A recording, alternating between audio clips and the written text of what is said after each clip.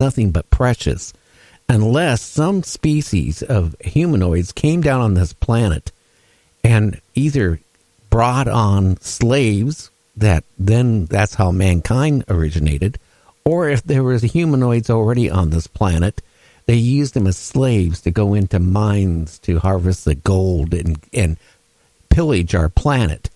But these people realized, that, hey, this must be a very precious thing, because we're working and people are dying gathering this gold for these aliens. So they started a stockpile after the aliens left. And then all of a sudden, we had the people coming from Portugal, Spain, and all that stuff, right? Pillaging, the different humanoids on our planet, right? The first thing they discovered, they got stashes of gold. To me, it really makes me think that this planet was rebooted, and that our human race maybe never even originated on this planet. But it's just a thought. But when it comes to abductions and going back into that, my mind is thinking, because I have talked through since 76, so many people that claim that they've been abducted. Some of them have memories, some of them don't. Some of them only got memories because they had little bits and they went and got hypnosis done and gone through regression and then started remembering things. But then again, I don't trust that 100% either, because people are so brainwashed for so many years of watching Star Trek, watching, Return of the Jedi, all this stuff. And that's in their mind. Yeah, so Hollywood's really clouded our brains on that, for sure. I think it has a part of it where then when they're brought through, their memories are false memories. It's memories of things they've seen when they were young in the theaters or on TV. But I do think there's a certain amount of people out there that have been abducted. They do remember certain things. And again, I've had people on my show that actually claim that they have been abducted since they were a child, all the way up to, their 50s and 60s on a regular basis. And like I was telling James the other night, imagine what damages that does to a person that has been repeatedly abducted. That when they go to bed at night, they're worried about being abducted. If they were out making a long trip, they're a salesman, for example, or a truck driver, just thinking out there on a long, lonely road, am I going to be abducted while I'm making this run? I mean, it's all the thoughts that these people have to go through. What do you think, James? Absolutely. As a matter of fact, you can look at the totality of all our people we've had come on that's been interviewed that have been abducted, and you can hear it. You can hear it and literally feel it in their voice, the post-traumatic stress, the anxiety that they've gone through. And some of them, and we've touched on it earlier, they don't come out with everything because it triggers bad thoughts and memories, and they're trying to suppress it, but yet they want to remember. So they're caught in between this world of I want to know what happened to me, and then I don't because it's so horrific, some of this stuff. And again, just the fact that anything or anybody that takes anybody against your will and teleports you through your walls, that alone is traumatic. Not to mention getting on a strange craft with weird-looking beings doing weird stuff to you. It's all very traumatic. And then, you've got to live day to day through things, and then through your life, things trigger these memories, and then you've got to go to bed at night. And every time you go to bed, is this going to be another one of those nights? There's 365 days a year times a lifetime. That's a lot of nights of just, weighing on your memory. I mean, just think about that. Yeah, especially starting from a young age and all the way up till, like, I'm 36. If that happened to me, when I was younger, that would definitely take a toll on me for sure. And that's, I use that thought when I interview people, that claim they were abducted. I listen to how they explain their abduction, and then I kind of make that determination if they actually were or were not, because I hate to say it, there's a lot of people out there that want that 5 minutes of fame, or they want to write a book. And I hate to say it, there's just like anything. There's people out there that have been abducted. There's people out there that claim they have been abducted when they clearly weren't. Again, you know, when I interview somebody and they say, "Oh, yeah, I was abducted," and you know what, the leader of this alien race talked to me telepathically, saying that they were protecting Earth, and they are 25 million or 10 million years old, and there's 25 million spaceships, UFOs circulating Earth to protect Earth from what? Protect Earth from what? That's the whole point. Exactly. If somebody out there can prove to me that these aliens are here to serve mankind. Now, I'm not talking on a platter here, guys, but to serve mankind, to protect us from, well, they could be, couldn't they? I'm hungry right now. But to keep us, okay, safe, okay, then why are they letting everything that's happening on this? Why did World War II go? Why did World War I go? I mean, why did we have the war, you know, with the Indians and all these people killed? Think about all the sightings in the Vietnam War that happened with UFOs, and there was, I think, 2 deaths from UFOs. You know what I mean? So, like you're saying, that they're not here to serve mankind. You know, well, they're not. Doesn't make any they're sense. Not stopping wars, are they? Yeah, I mean, no. they're not. They're not stopping somebody in North Korea from testing missiles every so often, or blowing up a mountain till it implodes. I mean, they didn't stop that. I mean, they're not stopping, you know, what's happening in, you know, Antarctica. They're not, you know. I fought in Iraq. Yeah, I'm a Marine. I fought in Iraq. They didn't stop. You know what I mean? They didn't do anything over there. No, you're right. You're exactly right. I think that's one of the other frustrating parts about doing this is, like you said, you don't know if they're telling the truth about a couple of them. You can tell that they're not telling the truth. And I'll get a lot of emails like that. And then when you go to follow up on them, then all of a sudden they don't want to talk about it anymore. That's really frustrating. Oh yeah, but I mean, let's think about it, James and Ryan. I mean, if they're here to help mankind, I haven't seen anything.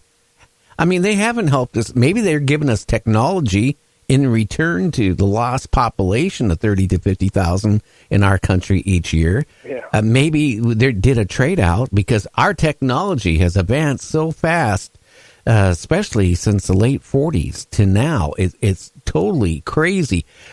Since World War II ended, our technology has jumped forward faster than any time in recorded history. I mean, it doesn't make sense how it could happen. Have we been having help on certain things, military-wise technology?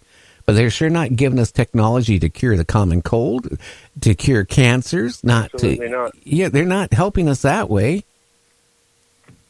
No, absolutely not. I think not. that's what bothers me about cattle mutilations. That's what bothers me about that. What are they? I mean, I've heard one story. I think that's believable to me. I think it was out in Colorado. This woman claimed that she was up in a craft and she saw and the cow was standing upright and it was dissected, and they said they used it for nutrients so they could stay alive themselves. I mean, what's the point of that though? Wouldn't it be taking several cattle every other day? You know what I mean? It just doesn't. I don't know. It doesn't make any sense to do that to, I guess, an animal. But also, too, you got to think a lot of them don't have emotions either, so they don't understand, I guess, butchering, you know, people, and maybe they see us as just science experiments, you know? Well, I would think, put it this way, they could have brought cattle years ago to whatever planet they're coming from, or planets, because I think it's a whole bunch of different alien groups coming here. But they could have taken and created their own breed of cattle on their planet. You know, it doesn't take long. You take a couple bulls, you take a couple, you know, calves, and you got a herd eventually. I think some other motive is going on, and that's what scares me. And a lot of people just sit there and they're in denial because you know what? If you don't see it, it doesn't bother you. That's true, and you brought up a good point, because here's the thing: if they have so far advanced in technology, obviously they can time travel and whatnot to come here from wherever. They're so far advanced they can obviously take a few cattle 100 or 1,000 years ago and produce a artificial environment where they could raise these cattle if it was for nutrients. Again, I think there's a lot going on. They have hidden agendas. They all do. There's Lord knows how many different species of these aliens that there are and what they're up to.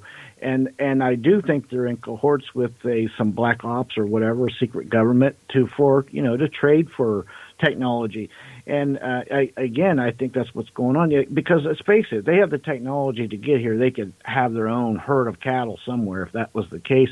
But I'd like to know, this lady, do you think she was credible that was in this craft and seen this mutilation that happened? Yeah, I do, and I wish I could remember her name. I can't at the moment, but yeah, I mean the whole abduction case just seemed very believable to me, and for her to say something like that, I mean, you don't really hear that too much, I guess, about it. And also, she had mentioned something about human mutilations as well as the same thing, which I don't buy. I guess that's the part of it that I guess gets me the wrong way. Is I don't know. I guess it's because I'm a human and I'm not a piece of cattle. So I guess I'm not thinking of it as we're both the same thing. So, but that's the only thing that bugged me about it. Well, I don't think they think of us any more than they would think of cattle.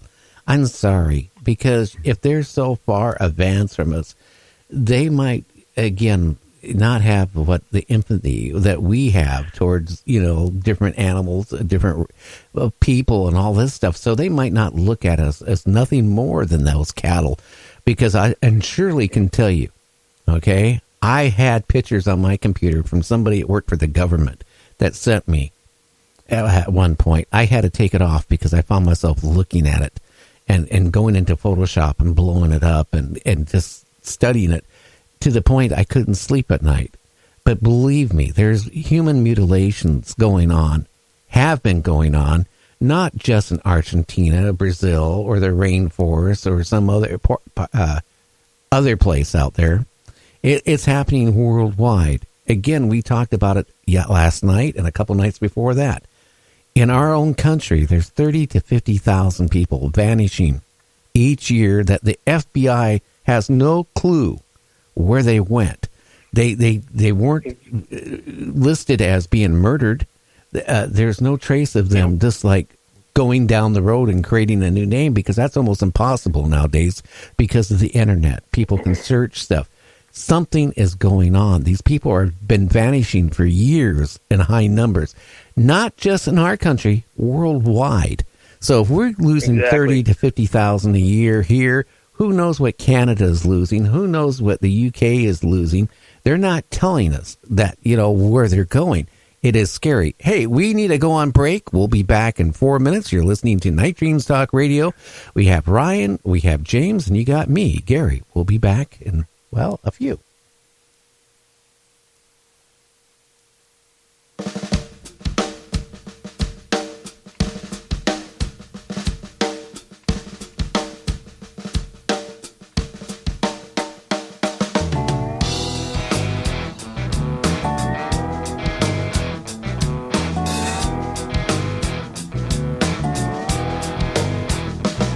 One day while reading history, I paused to take a sigh about the land Afghanistan, where empires go to die.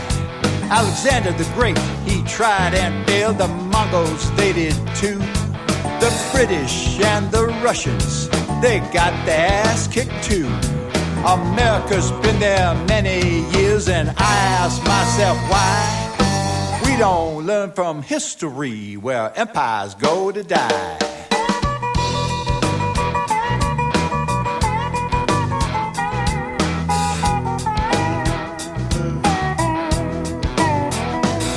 They say it's terrorism, that's political malarkey.